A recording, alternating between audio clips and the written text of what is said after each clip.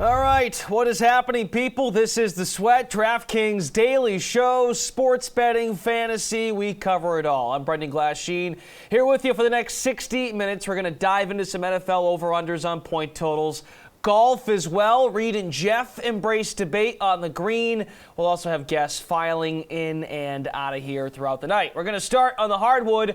11 games in the association this evening. Ryan Mogjosh of the Four Seasons podcast for Ball is Life is here. We also welcome the RotoWire duo of Alex Barutha and Nick Whalen.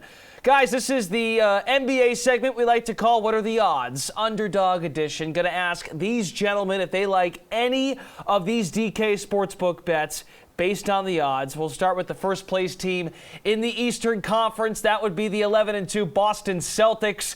They are underdogs tonight when they face the Clippers in LA. Both Kawhi Leonard and Paul George are reportedly suiting up for this one. Boston money line is plus 260. Hey, Ryan, you think the Celtics can win this one? I don't like it. I think they could, but I'm not super high on the thought. You nailed it, though. The first game of Kawhi and PG playing together, I think there's not going to be discrepancies, but I think it's going to take some time for them to gel nicely. So if there was a game to maybe steal one on the road, it could be a game where, for the first time ever, Kawhi and Paul George are going to play together. Should be good. How about you, Barutha? What do you think? We've got Kawhi and Paul George suiting up together, but do you like Boston in this game?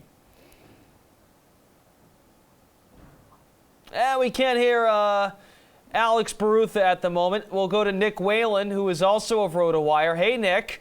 Boston, money line, plus 260. What do you think? I think there's a chance Boston can pull this off. I mean, plus 260 for a team that's, sitting there with 2 losses right atop the Eastern Conference right now is a heavy number, but I think I have to go with the Clippers. I mean, Paul George has looked incredible in 2 of the 3 games that he's been back for. Kawhi Leonard should be fresh. We're still kind of shrouded in mystery as to what's going on with that knee, but, it's tough to bet against a team that's throwing out Kawhi Leonard and Paul George, even if there are maybe some growing pains early on. I'll take the Clippers at home. Barutha, do we have you? Go ahead, sir. All right. Well, we'll try to get Alex Barutha momentarily. Let's move on to the Washington Wizards. They only have 3 wins on the season. They play absolutely no defense, but the Wiz rank 3rd in the NBA in scoring, 118 points per game. Washington is a home dog against the Spurs, who, believe it or not, have lost 6 games in a row. What's going on down there, Pop? Anyway, let's go to Nick. Would you take the Wizards' money line at plus 114? I don't know, man. This is, you kind of said it with the 6-game losing streak for San Antonio. I can't believe that it's come to this for the Spurs. I mean, the Spurs are underdogs against the Wizards. I don't care if it's on the road. I mean, this Washington team is now the official worst defense in basketball. They officially passed up the Warriors, who had a pretty decent defensive effort against a bad Memphis team last night. I'd like to give the Spurs the benefit of the doubt, but this team is just not the same type of Spurs teams that we've seen in the past. Teams that maybe weren't always the most talented, maybe didn't have the superstars stacked at the top, but you could always count on role players and their kind of substars, LaMarcus Aldridge, DeMar DeRozan, guys of that caliber, playing good defense, playing within the system. And it does seem like they've gotten away from that, I should say. No Derek White for the Spurs in this game. It's going to take a while for the Spurs, to not kind of think of them as this team that's been so good for the last 25 years. But, maybe this is just a really concerning 6-game slump, but you kind of have to start thinking of them differently. And right now, I'll go with the high-scoring Wizards. I mean, they have a great offense, and they're at home, and to me, that's kind of the tiebreaker. All right, let's go back to Ryan. What do you think about the Wizards' money line, plus 114, or do the Spurs finally halt this losing streak? No, I'm riding the cold streak. I think Nick nailed it. I'm going Wizards. Not only is this Davis Bertans revenge game, keep in mind, but the stinky Wizards are perfect for fantasy, and they score a ton of points, and they play 0 defense. Spurs 6-game losing streak, 27th in defense, so both of these defenses are really bad. And if we're just talking firepower, San Antonio doesn't really have that. They're actually the polar opposite of firepower. Nobody likes to shoot threes on their team. DeMar DeRozan's their go-to guy, LaMarcus Aldridge, and they don't step foot behind the three-point line. So I'm riding the cold streak. I'm going with the Wizards.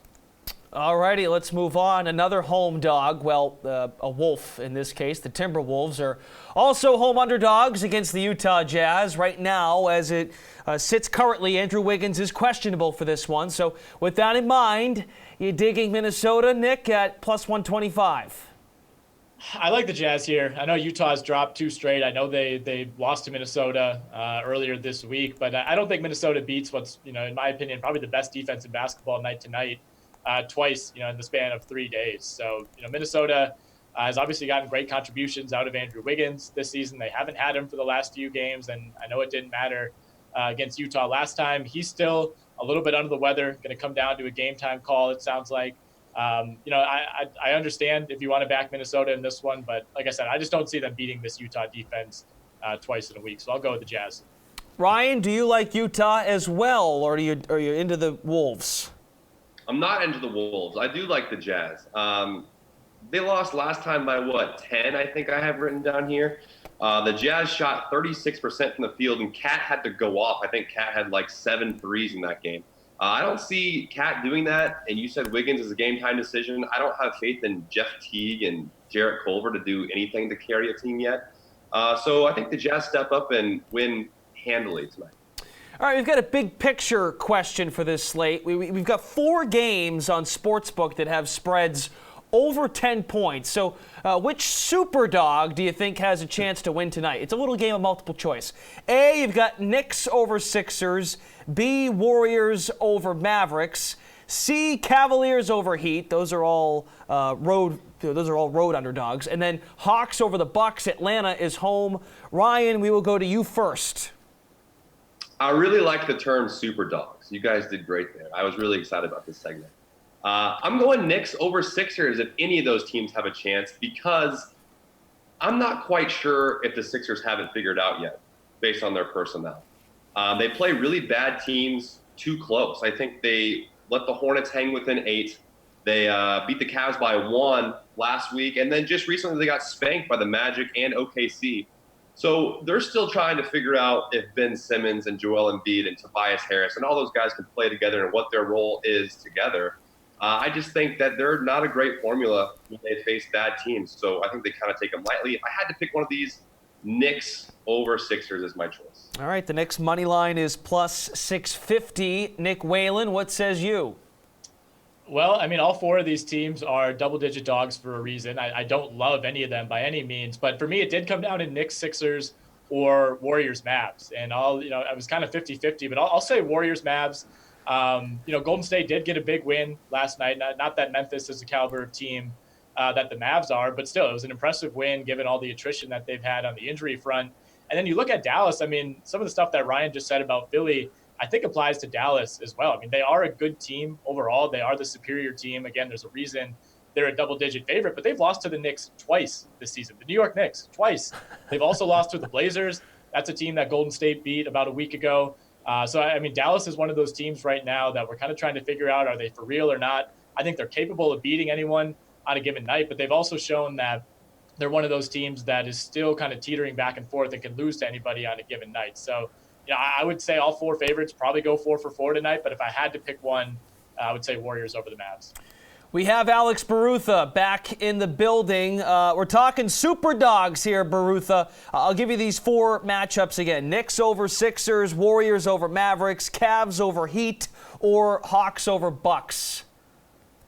I actually kind of like the Hawks over the Bucks here. The Hawks have been hit pretty hard recently, but they are coming off the end of a long road trip. I think they kind of ran out of gas, and they got 2 days of rest coming into this game, so I think they'll be recharged. The Bucks are on a 3rd game of a road trip here. The Bucks also play tomorrow at home against Portland, so maybe they won't be as focused against the Hawks. Double-digit underdogs at home, that's something to always keep an eye on. I think it's the largest gap in talent potentially between all the underdogs, but the fact that they're at home makes me lean towards the Hawks compared to the other underdogs on the slate.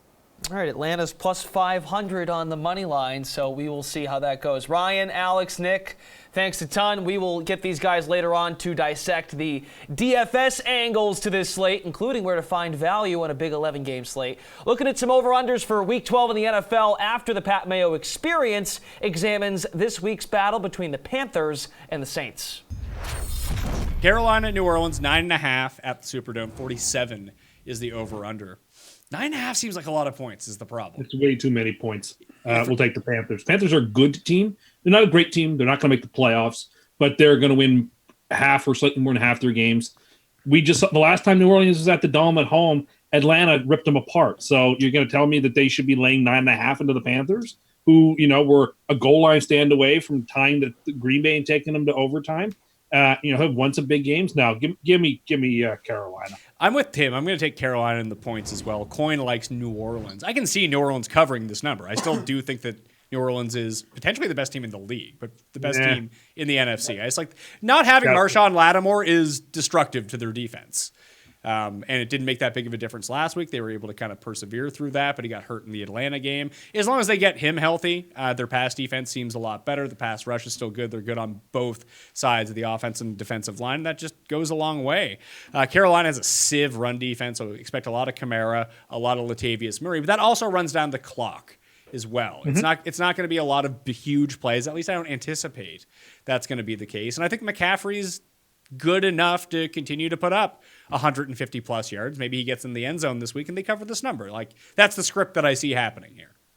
Yeah, you'll 100%. I'm going to take Carolina. I think the game could be close, but they'll certainly be in the red zone with a chance to backdoor this thing with like 3 minutes left. Yeah, in the game. Is Kyle Allen really going to throw 4 picks again? Maybe. The Kyle Allen question, Cam started looking pretty good last week around halftime of that game. Yeah, there's a couple of situations. It's easy to quickly fall in. It's expectation based. Kyle Allen, the Minshew, they start here and because you expected so little. Being here is like here. Yeah. When if a guy's drafted first overall, like Kyler's quietly been playing really well, but he wasn't. Kyler makes throws because they're on bye, so we can talk about Kyler for a second. He makes 4 or 5 throws a week that are just like, oh my god, these are amazing. Yeah, Josh Allen, if the guys could actually catch them. Well, they're not fast enough. Yeah. It's not his problem. He overthrows everyone by 20 yards. If he had Tyreek Hill, he'd be the best player in football. So I wonder if Kyle Allen is sort of, there's just 2 months of tape on the guy that teams are sort of really can bear down on him. But how did they respond after they got that crunking in San Fran? I thought recall they won the next week or they came back. Was that the Green Bay game the next week or were they at home the next week? I can't remember. I remember they had a good bounce back. So just based on getting their ass kicked, trunked earlier in the year and responding, I hope. But I think it's too many points. I think McCaffrey gives you just the back door. They'll march down the field with 3 minutes left. Tim, hopefully Kyle Allen doesn't throw the pick. If this game wasn't week 12, it was week 11 as both teams sat last week. What do you think this line is? 5.5? No, 6? No. At least a touchdown. And probably 7. And I would have taken the Panthers at 7. So I'm happy to take them at 9 and a hook. Hey, it's Brendan Glasheen here with your DraftKings update, diving into tonight's pair of Eastern Conference matchups. Senators are at Canadiens, and the first-place Capitals visit the Rangers. You might hesitate to play Evgeny Kuznetsov because, well, he's the top-priced guy, and that's deservingly so, but it means he's likely going to be a little chalky. So with Nick Backstrom also out with an upper body injury, that means Lars Eller elevates to second-line center, plus he gets a spot on the number 1 power play unit. Eller is just 4,300 for Washington. He's provided plus value as of late, at least 10.5 DraftKings points in each of his last 3 games. And the matchup bodes well for the Caps. Rangers are 30th in hockey in shots allowed and 27th against the power play in both goals allowed and penalty kill percentage. All right, enough of that guy talking about hockey. Let's go to the NFL. Week 12 kicks off tomorrow night. So per usual, Sunday is coming very quickly. Our NFL panel on this hump day includes DraftKings' own Steve Buchanan, RotoWire's Jerry Donabedian, and Ben Heisler, fantasy insider for 610 Sports Radio in Kansas City. NFL over-under is very simple. You tell the audience if you like the over or the under on some of these totals. You got that, Steve? Highest total of the week is 51.5 points. When the Falcons host the Bucs, you taking the over or the under? Listen, buddy, there's one person you don't have to give directions to. It's me. I got the concept of this segment here. Look, for the first 7 games of the season, the 49ers defense were like the defensive darlings. They didn't allow more than 20 points in a game except once. Then you look at their past 3 games, 25, 21, and 26. Granted, this came against the Arizona Cardinals twice and the Seattle Seahawks, but now we got a Green Bay offense coming into this game averaging 25 points per game.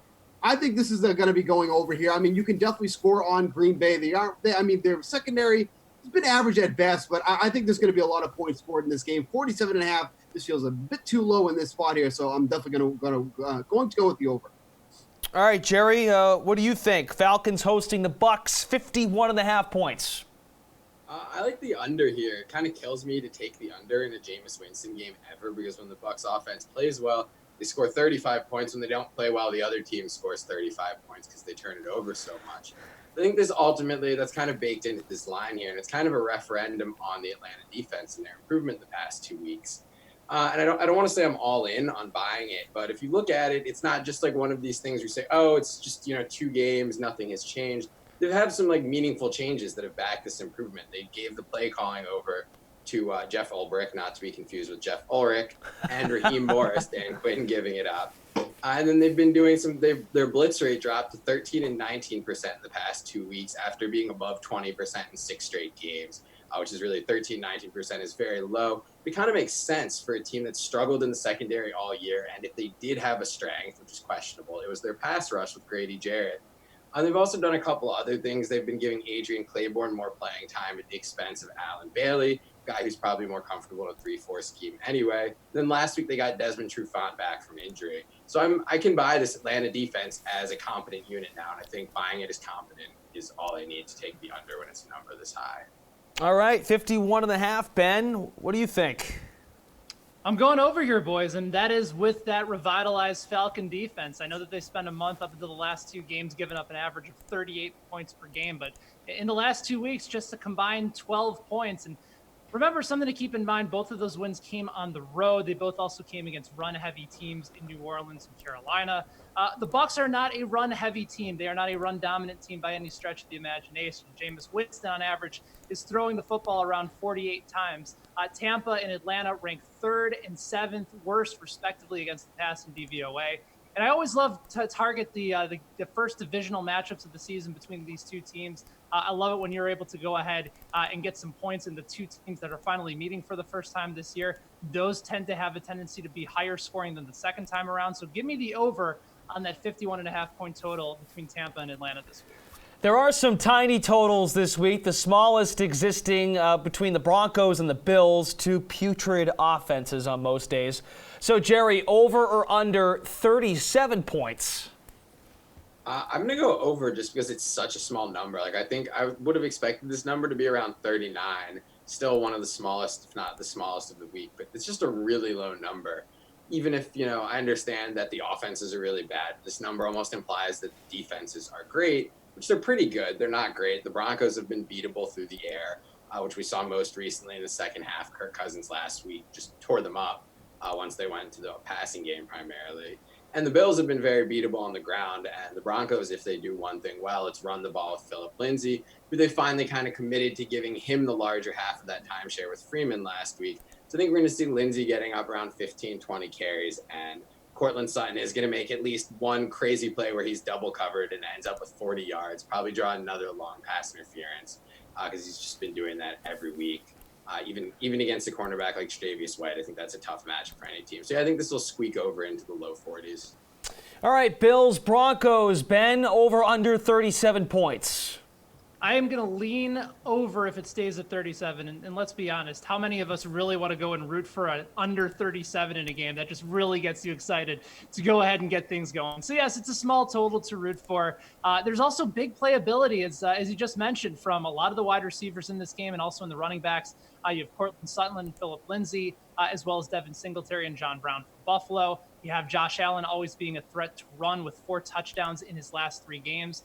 And to the point that was previously made, that both of these defenses are fine. They're solid, but there's certainly some flaws on both of these teams. As you mentioned, Kirk Cousins exposed a bunch of issues for Denver in the second half last week, largely on play action and the deep ball. Well, you know who likes to throw the ball deep?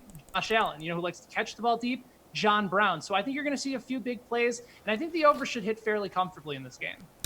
Steve Buchanan, 37 points. Denver and Buffalo, over under. Yeah, I'm hoping to talk about the right game. After you gave me crap, I gave it right back. I ended up talking about the wrong game. Yeah, I noticed that, but so yeah, definitely get that one on tape and use that to your disposal. These guys have been talking about how these secondaries are beatable. I think overall, Denver actually has a pretty solid secondary. I mean, you look at the receiving yards allowed, both within the top 10, at least amount in the league. But you can definitely run on both sides against these defenses. So if they're going to be running the ball pretty heavily, I think this could end up being a pretty slow-paced game overall. And we know the turnovers that Josh Allen can generate too as well. He kind of makes some of those boneheaded plays at least once or twice during the game. 37 points just feels like just a tad bit too low. I would hate betting the under on this game just because there's so little room for error to go by. So I'm going to go with the over. I think it's going to be pretty tight overall, but I think the over is going to hit here. All right, I think the game Steve meant to talk about earlier, Packers-Niners total is at 47.5. This game is on Sunday night. You've got Aaron Rodgers, Packers coming off the bye. And even with no George Kittle, Jimmy G has found a groove in the passing game. Are you leaning towards the over or the under, Ben?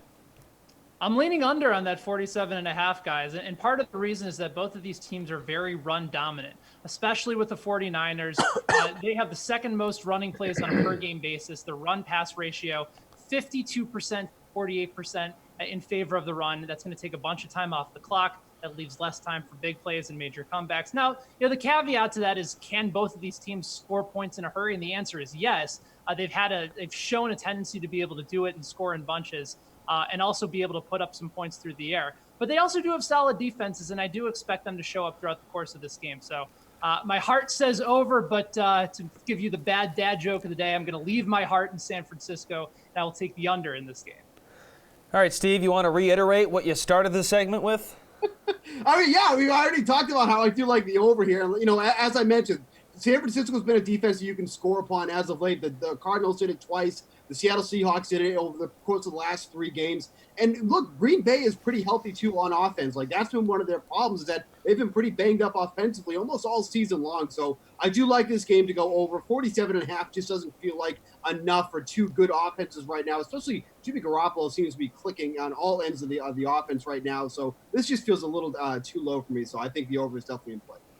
Jerry, over under 47.5 for this Sunday night football game. I like the under here. I think both these guys made good points, but I do think that the higher scoring games from the 49ers recently have been a little bit opponent driven. And also some of the points for the opponents have been driven by turnovers. It's not like the Cardinals last week were moving the ball up and down the field easily. They were handed some points. Same with the Seahawks the week before. We saw in that primetime game, the Seahawks defense played its best game of the year against the Niners. So yeah, I think that, and then also the point about running the ball. Both these teams like to run the ball. Both are bottom 10 in pace. The Niners are a little higher around league average in neutral situation. The Packers really have been a slow-paced team all year, and they've become more of a run-oriented team since the first few weeks of the season. And both these defenses have been better against the pass than they have been against the run. So I think we'll see the teams finding success on the ground, but I think it's just going to lead to a slow-paced game where even if the offenses are efficient, it's going to take them time to score, maybe see more field goals rather than touchdowns, and it's going to stay under this 47.5 number. All right, let's get one more game in here before we move on. Seahawks and Eagles total is set at 48 points. Do you like the over or the under? Steve, we'll start with you, and let's try to get the right game here. Yeah. Enjoy it. This is your only mode here, so enjoy it. Look, there's just too many injuries right now to really get a solid answer to this. I mean, we have injuries that we're dealing with Tyler Lockett, with Jordan Howard, with Alshon Jeffrey. all dealing with injuries, and these are all significant names that we have to watch throughout the week. Though, if everybody ends up playing, all things considered, like, yes, I think this game can definitely hit the over here, but this is something we have to think about as of right now. Like, for me to give you a solid answer on 48 points, it just kind of feels a bit getting a bit ahead of ourselves, because we have to see how these guys end up going out throughout the week. But, Philly's a secondary that you can definitely attack. We know Russell Wilson loves throwing the ball. He's one of the best. He has one of the best quarterback ratings in under pressure. And really, the Eagles don't generate much pass rush against opposing quarterbacks. So I do like this to go over, but, we'll talk about this later in the week, I'm sure. Jerry, 48 points is the number over under here for Philadelphia and Seattle. My instinct is under here. I think that does depend on Howard and Jeffrey and Lockett, whether they're playing or not. But yeah, just looking at the Eagles, their defense has gotten so much better since early in the season. Their offense has gotten so much worse. I think that's primarily injury related. If they get Jeffrey back, they get Howard back, then they're probably going to get sucked into the kind of shootout that we've seen the Seahawks playing all year, because they've been such a strong offense, weak defense team. But right now, looking at the Eagles, they've had 4 straight games, I think, that have fallen below this number. And a little bit of that is opponents. They've played the Bills, they've played the Patriots, teams that are going to be in lower scoring games in general. But yeah, I think the nature of the Eagles right now has a little more pull on this than the Seahawks being prone to shootouts. All right, Ben, you can weigh in. Yeah, I think both of the guys make a really interesting point. I think the injury situation is going to dictate how we go about this game. But assuming that everybody ends up being healthy and available on Sunday, I'm going with the over, and I really like that call. You have a top MVP candidate in Russell Wilson. He's throwing far more than initially anticipated due to the struggles of the Seattle defense. I really think you can make an argument that both quarterbacks are in line for terrific days as well as great fantasy days as well. The Eagles have given up the fourth most fantasy points to wide receivers this year. Seattle, conversely, has given up 20 points in every game but 1 in 2019. And for what it's worth, I think this is a great two-way teaser game this week if you're looking on the DK Sportsbook.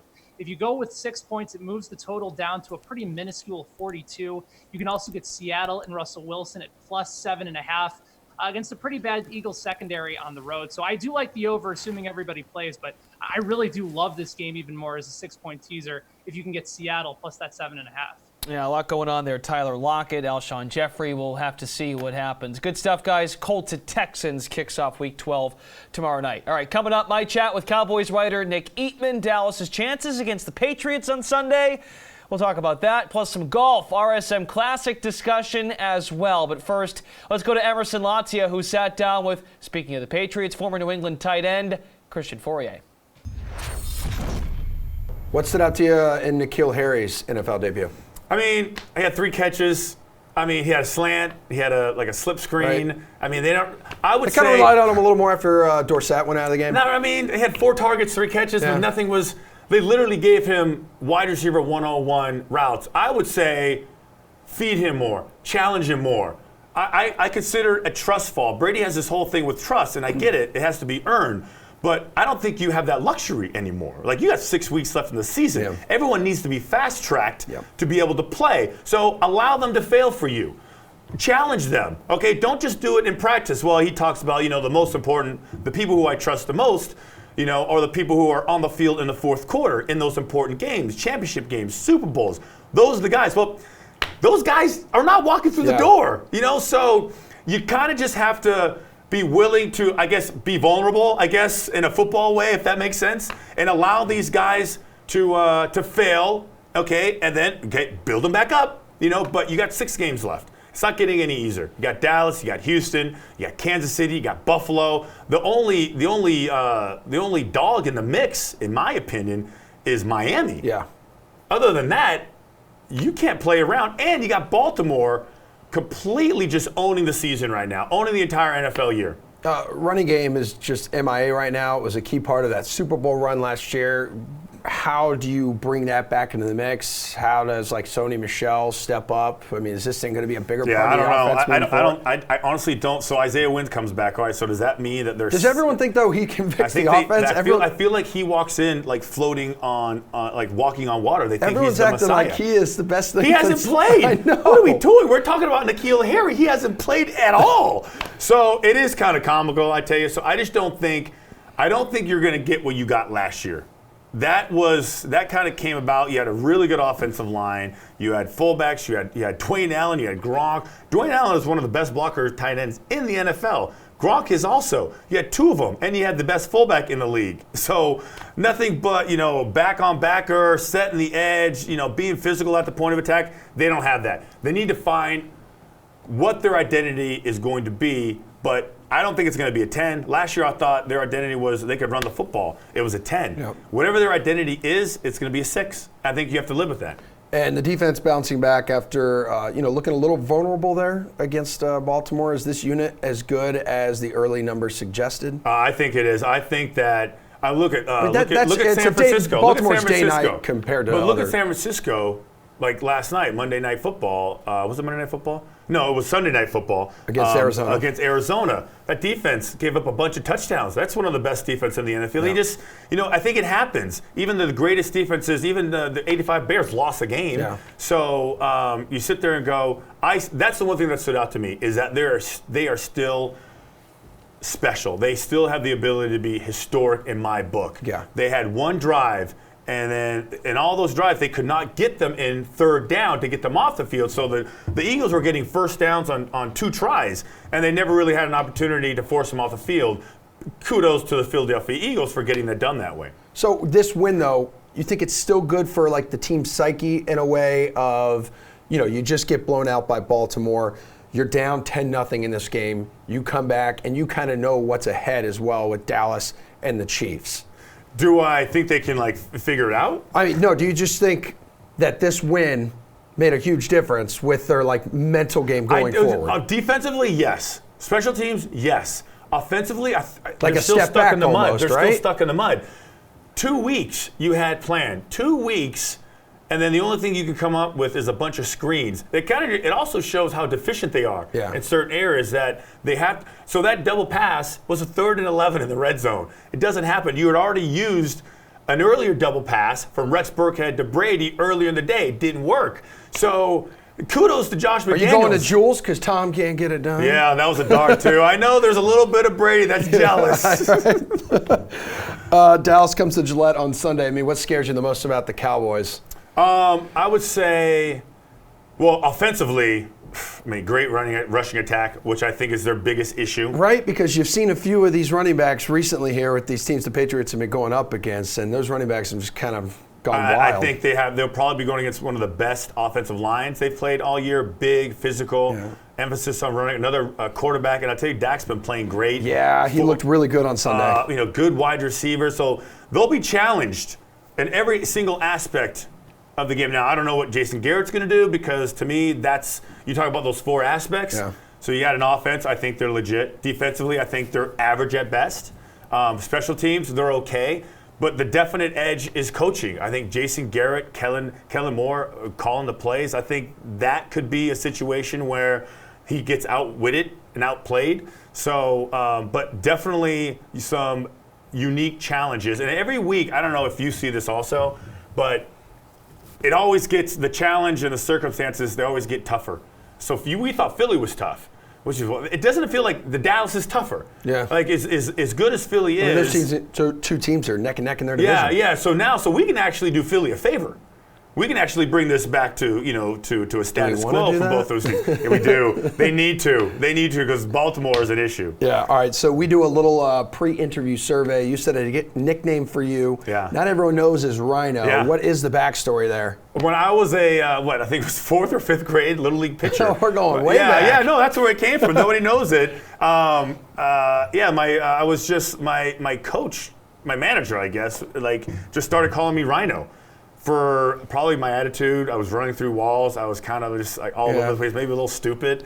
I mean, is Rhino smart? I'm not sure. Now I'm thinking it was smart dig. Enough to admit it. I'm thinking it was a dig. When I really think about it, call me Rhino. Rhinos aren't like the smartest animals that they're going on. But he called me Rhino. And it stuck for about a year and a half, and then it kind of went away. Yeah. Because I stopped playing baseball. Yeah, okay. Well, that's good. I mean, I'm sure you've been called worse things, right? Yeah, of course. In my whole house. Yeah. Right? Like maybe every day on WEEI for 4 hours? Yeah, exactly. Cool. Christian Fourier, thanks for swinging by, man. Yeah, absolutely.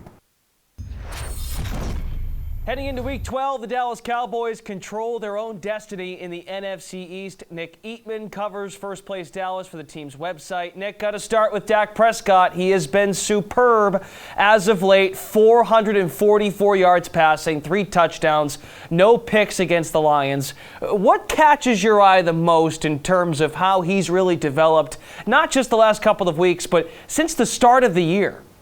Well, I think that, when you go back to last year and you wonder, could Dak really carry this team? Is he the guy that makes it go, or is he benefiting from playing with a great line, a great running back, and now great receivers? And I think if you've seen the last few games, and really all year, that the running game hasn't been exactly what the Cowboys have wanted. They've actually taken, some of that away from them. So when you think about what the Cowboys are doing and going to winning football games, they're leaning on Dak, and I think that's a sign of his development and his maturity. I mean, since that Jets stinker, 10 touchdowns, only 3 picks, ratings been above 100 in each of the 4 games since that trip to New Jersey. I know we keep throwing this one at you, but at this point, how tempted is Jerry Jones to pay this man sooner rather than later? Well, he probably wants to do it before the price tag continues to go up. But then again, if it goes up, that means that Dak's playing well. And if Dak's playing well, the team's probably winning games and doing all that. So, there's some good part of that. But I think that Dak has certainly raised the floor here of where things are with him and in terms of his contract. And, I think that's a good thing for the Cowboys, because he's showing that he is one of the best quarterbacks in the league right now, and the Cowboys are certainly glad to have him, and he's not going anywhere, I can promise you that. All right, we'll see. We'll see. Back to Detroit. Dak connected with Randall Cobb and Michael Gallup several times. We'll get to those two in a minute. They were crucial. Tony Pollard even had a touchdown grab. But since Amari Cooper played on just 55% of the snaps, Jerry Jones did say on the radio earlier in the week he expects Cooper to play against New England. Cooper reportedly was out there at Wednesday's practice, and that was a first for him in 3 weeks. What can you tell us about Amari's status and the fight he's putting up with this knee injury? Yeah, and it's not just the knee, it's the foot. He's got plantar fasciitis in his foot, and his ankles have been a problem. Every week there's been something here with him, but he continues to go out and, like you said, fight through it. And, not only that, but he's playing at a really high level. And going up against some of the best cornerbacks in the league, and he's winning a lot of those battles against the, Darius Slay or Xavier Rhodes from Minnesota the week before, and, of course, New England's got a couple of really good ones, especially with Gilmore. So he gets everyone's best, but he's bringing it as well. And I think last week was a good example of, even if it's not great numbers for Cooper, it's going to be a good opportunity for Michael Gallup, who had a career game. Randall Cobb had his best game with the Cowboys. So they're proving that even if you take away Zeke and Cooper, the Cowboys can still roll up over 500 yards, and I think that goes back to what we were saying about Dak and his progression. Yeah, Cobb is a stingy vet. Michael Gallup, you said it, blossoming second-year wideout. You had a healing Amari Cooper. Right now, how would you rank this Cowboys receiving core these days in the NFL? I think if you have top 3, if you go through the top 3, I mean, they're probably, I would say, in the top 10. But that's hard for me to do. I don't really go through and look at everybody's 3 receivers. I think that there's some better trios out there, but when you factor in the fact that they're doing it with a running game like Ezekiel Elliott has, and so you put all the factors in, the receiving game is supposed to just be complementary. So that being said, it's a really good receiving core when you can have Cooper, Gallup, and Cobb, when what the Cowboys still want to do is run the football. All right, welcome back. Good to talk to Nick Eatman. Ladies and gentlemen, good to have you back here. DraftKings contributors Jeff Ulrich and Reed Fowler are here for PGA Price Check. Man, golf in the middle of autumn in Georgia sounds pretty good right about now. The RSM is at the Sea Island Seaside course in the Peach State. You guys will agree or disagree with the pricing for some of the players competing this weekend.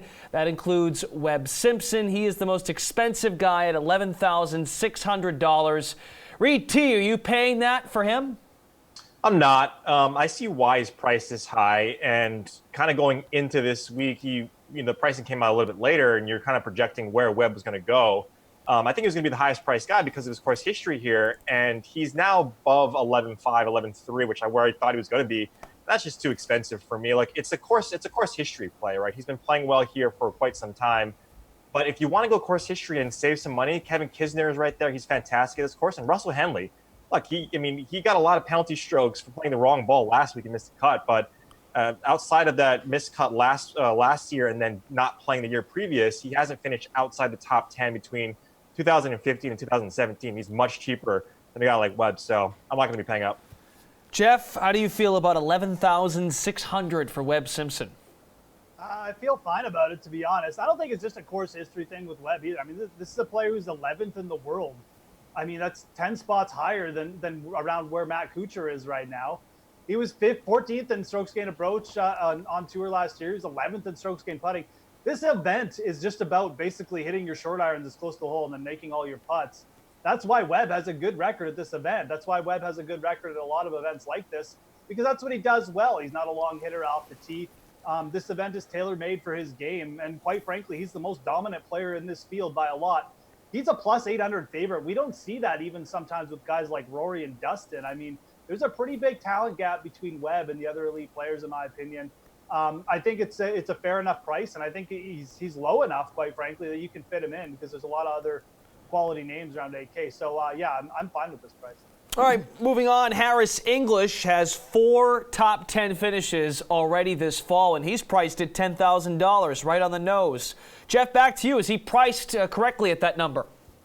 I'd actually say Harris is a little bit overpriced this week. And look, if you watched this show during the fall, you probably heard me talk about Harris English a couple times, or if you read my articles, the 5 people that do. I've written him up like 3 or 4 times over the fall. He's playing much better. He's much more consistent off the tee. At the same time, you have to look at his price compared to what else is out there. I mean, Dylan Fratelli's 8,700, Brendan Todd's 9,100, Zach Johnson. I mean, these are players that have played well during the fall too. I mean, Brendan Todd's won twice. He's beaten Harris English his last time out, right? So, I think Harris is getting a little bit bumped up. I'm not sure why, quite frankly. I think 10K is a little bit expensive. Doesn't mean you can't play him necessarily, but in terms of value in the upper tier, I mean, there's definitely better options. Reed mentioned Russell Henley, a guy like from GPPs. I think Harris is getting a little bit overpriced. Doesn't mean he can't perform, but I think it's a little bit too much. I think 5 views is also a little low for your articles. But come on, don't sell yourself too short. 6. All right, we'll work with that. Reed, your turn to weigh in. Yeah, you can add 6.5. I skim through Ulrich's articles every now and then. They're pretty good. Look, I'm actually going to disagree with Jeff here. If you look at Harris English, to what he was saying about Webb Simpson, now Webb Simpson, a much better player than Harris English. But look, he's $1,600 cheaper for a guy. You look at what he's doing and what he did last week in Mexico, which is, you can kind of say, right, as a course corollary, on these shorter courses that you need to be elite with your irons, your wedges. Like, he's number 1 in par 4 scoring. And par 4 scoring 400 to 450 yards. And there's a ton. Now, you mentioned, Glasheen, that this course is played on Seaside, but it's also played on Plantation course, twice, Thursday and Friday, the guys switch off. And so when you look at this course and you look at how Harris English sets up, I mean, he hit close to 72% of his greens in regulation last week. And he's this momentum guy. We see it all the time, that he puts these good rounds and these good tournaments together. At $1,600, yes, this tournament doesn't have a lot of studs, but he's playing extremely well. Now, he missed a cut here, and he hasn't played well. So this is more current form over course history. But I like him a lot better over paying up for a guy like Webb Simpson, who, in the swing season, he's done well, but just hasn't really warranted, in my mind, that top price. All right, moving on in PGA price check, Brendan Todd. He has 2 first names. One I'm a fan of. He has also won 2 events in a row, but has missed the cut at 4 events this fall. How do you perceive his price tag of $9,100, Reed? Yeah, I really like it. Look, a lot of people are going to go off of him because, like, he's won twice in his last 2 starts, and we have this narrative in PGA where we think, okay, you can't do it. You can't be this good for a long stretch of time. But, I mean, look at his last 9 rounds, 66, 68, 63, 67, 62, 63. I mean, you get the point. This guy is absolutely scoring out of his mind. And when you have a guy like Scotty Scheffler, who's priced right near him, a lot of ownership, myself included, like a guy like Scotty Scheffler, but Brendan Todd hasn't been, he's been playing extremely well, has been putting extremely well, gaining 2 strokes in the field over his last 8 tournaments, or his last 8 rounds, the last 2 tournaments that he's won. I really like him as a GPP pivot. I think he keeps it going, especially if his ownership, which is right around 8%, 10% right now, stays at that level. So I really like it. Jeff, it's Brendan, not Brandon. So let's make sure we get this right. First of all, we actually misspelled Brendan Todd's name. He's got an O instead of an A there after the D. No offense to the producer. It's impossible to keep up with these Brendan spellings and Brandon, and I get it wrong every week too. But we did actually misspell it. Anyways, Brendan Todd with an O. I agree with that pretty much everything Reed said. I feel like people are pivoting off him for no reason. I just mentioned the fact he's $900 cheaper than Harris English. Why? Brendan Todd's won his last 2 times. This is a perfect course for Brendan Todd. He's like a mini Webb Simpson. Doesn't hit it long off the tee, but he's accurate. He hits his short irons well. When his putter gets going, it really gets going. He can go low on this type of setup. So don't worry about his course history. That was kind of in his dark years where he basically forgot how to swing a club. He's fixed that, obviously. This is too cheap for Brendan Todd this week. Well, I will say one more thing too before we move on to Zach Johnson. Look at past swing season, like Patton Kizzire. We've seen these guys rattle off a lot of wins and good performances during the swing season. So we're seeing these courses correlate with each other. And so I wouldn't. Yeah, they're very similar courses, like OHL, RSM, whatever. Yeah. Okay, let's go to Zach Johnson. Now, to put this very bluntly, he has been either really good or really bad this fall. Is he worth $9,000 in your eyes, Jeff? Got to be quick here.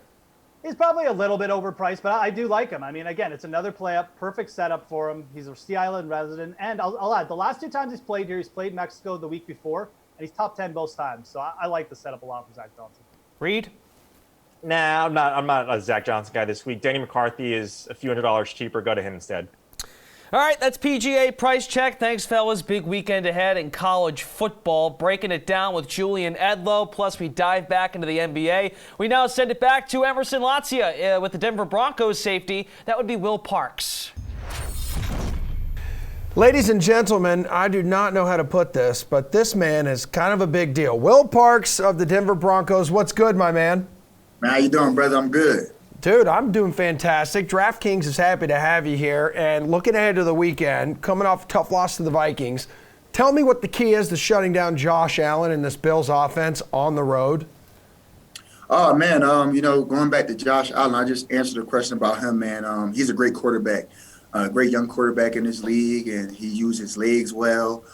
He has a dynamic arm strength. I heard the guy threw it on the rope, 70 yards, like it was nothing. So just being able to contain, I think the biggest thing with us, man, just being able to contain him inside the pocket and making him use his arm a little bit more for us. It's going to be key for us. Yeah, he's very dangerous, can use the legs and the arm. 3-7, obviously it's not where you want to be, but glass half full here. Defensively, you're 4th in the NFL in yards allowed, 9th in points allowed. How much pride do you guys take in that?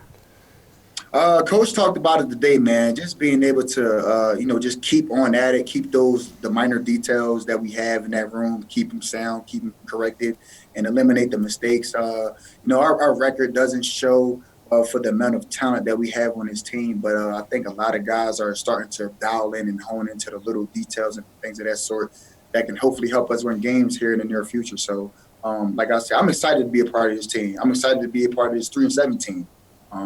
Like I said, it's okay. Obviously we want to be 7-3, in the back end, but it is what it is. You can't come in here, you can't pout, you can't do all that whining and stuff like that. You got to be a football player, and you got to make sure that you're doing everything for yourself necessary to help this team win.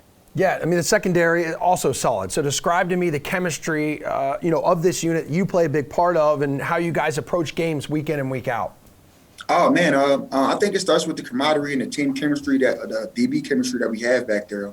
Each and every Thursday we go out to eat. I don't think there was one Thursday this year in this season thus far that we haven't went out to eat. So that starts right there. Showing up to guys' events. Chris Harris had the Coastal Drive. Kareem Jackson has something coming up. I have myself foundations and things of that sort coming up. And just obviously, there in the film room, man, in the meeting room, We're one. If one person has a question, then the other guy has a question. If one person thinks that's wrong, then everybody thinks it's wrong. So, I think that just us being one back there and being able to be, kind of let that group on the defense where we have to be on point, I think is vital for us. I think we have a good group. All right, so where are you guys going to eat here?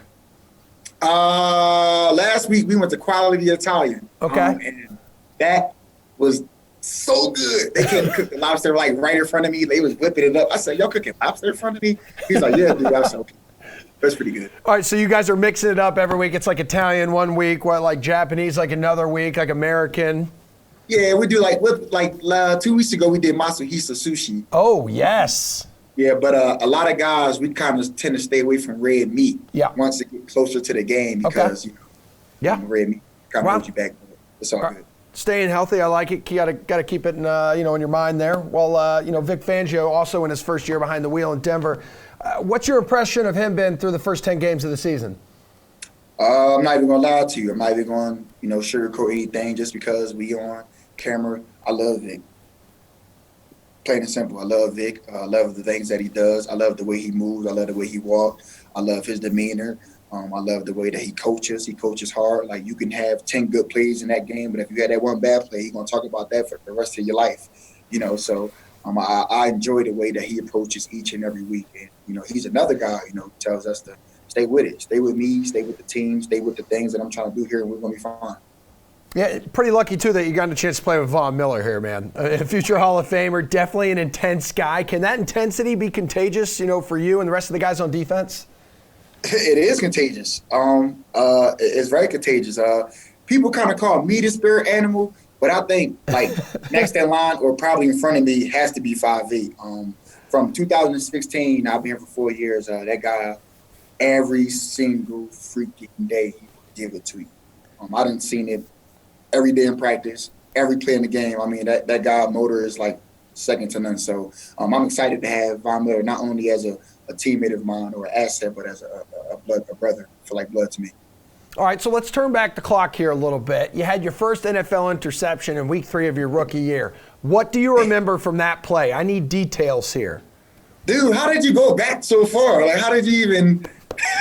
Listen, man, we've always got stuff cooking up here. We wanted to put you to the test. Man, that play was actually, we were in a type of quarter half coverage, and TJ Ward at the time was the dying backer, and he made a play. He undercut the play on a tight end at the time. I don't know who it was, but I was in my half, and I just made a play on the ball, broke on it, sealed the game. You remember who you picked off? It was Andy Dalton. Yeah, it was. Yep. And a 29-17 win. It's sometimes it's mind-boggling to me the ridiculous detail that you guys can remember from a specific play from like years ago. It's crazy, right? What's going on, people? I'm Brendan Glasheen alongside DraftKings contributor Julian Edlow. We're here to get you ready for College Football Saturday, presented by Wrangler. 9 games to choose from for this contest, Jules. And we're going to start in the horseshoe. Top 10 matchup in the Big Ten. Number 2 Ohio State hosting number 9 Penn State. Noon kickoff. Nittany Lions have enough. Do they have enough to upset the Buckeyes or what?